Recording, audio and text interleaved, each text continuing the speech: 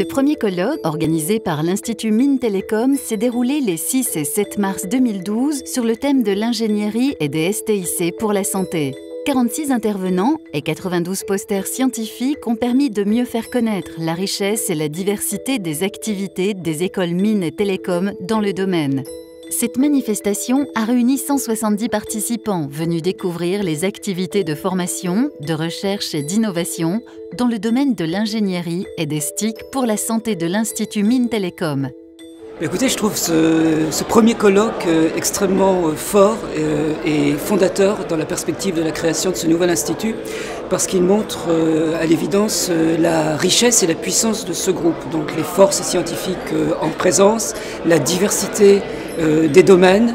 On voit clairement certaines concentrations apparaître, donc qui sont riches de synergies possibles. Et puis on voit également, dans des domaines qui ne sont pas forcément les siens, des possibilités de recherche transversale, ce qui est également très stimulant.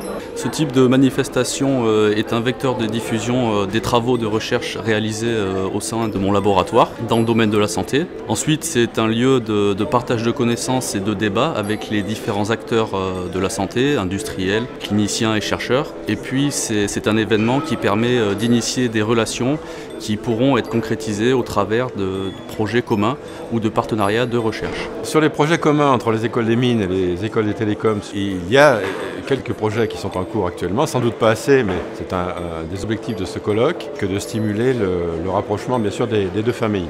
Alors sur le volet de la formation, il y a aussi un beau projet qui est en commun en association avec 2 universités de Montpellier, où il s'agit de développer tout un bouquet de formation sur le site de Montpellier, une opération qui s'appelle TIC et Santé à Montpellier. Cette manifestation ouvrira très certainement la porte pour de nombreuses collaborations, pour 2 bonnes raisons. La première, c'est qu'il y a du monde, que les collaborations passent toujours par des personnes. En tous les cas, elles sont initiées par des contacts personnels. Beaucoup de travaux finalement travaillent sur la même problématique mais de façon complémentaire. Je sors d'une discussion avec une start-up de Télécom Bretagne, Ostésis, sur la mise en place de coins de stéotomie tibiale. Eux développent des nouvelles méthodes et nouveaux logiciels et nous, École des mines de Saint-Étienne, développons des nouveaux matériaux pour les coins de stéotomie tibiale. Donc la rencontre est naturelle et la coopération sans doute naturelle par la suite.